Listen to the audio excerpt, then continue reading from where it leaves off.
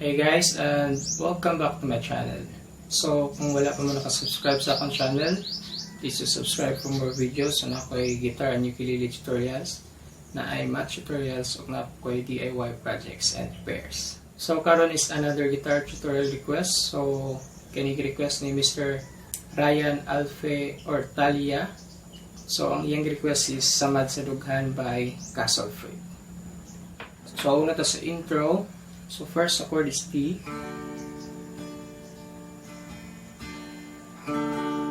Sunod, B minor. Next is A. Sunod is G.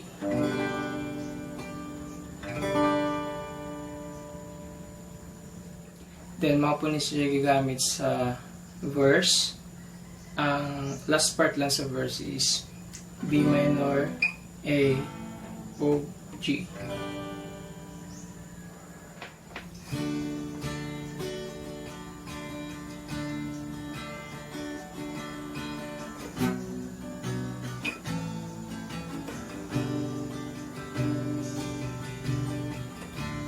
Asa na karon na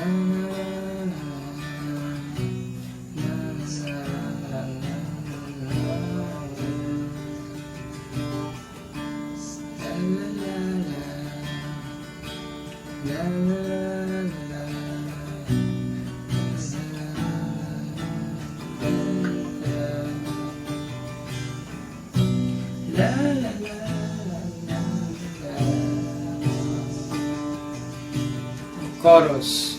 Sa chorus ng chords D, sunod is A, next is B minor, unya G.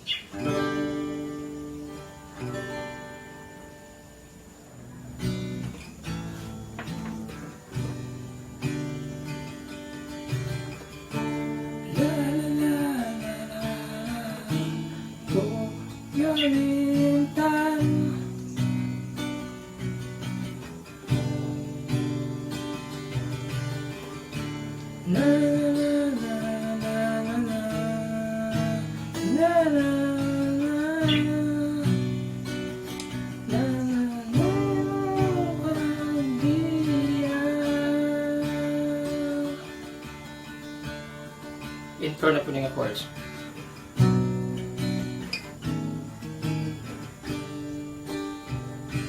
Then, so na siya sa second verse. Next na part is a bridge. So, sa bridge is B minor, A, O, G.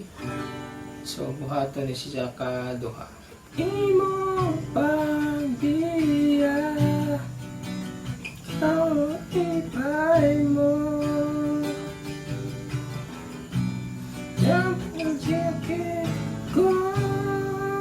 then adlib D, then A, B minor, G. So chords yun siya sa chorus. So buhaton ko na siya ka duha. Then ang last part is ang outro. So sa outro is ang chords na po na siya sa intro, katong B, then B minor, A, and G.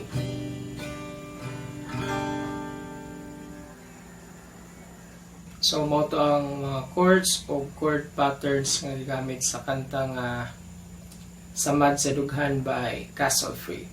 So thank you for watching and see you next time.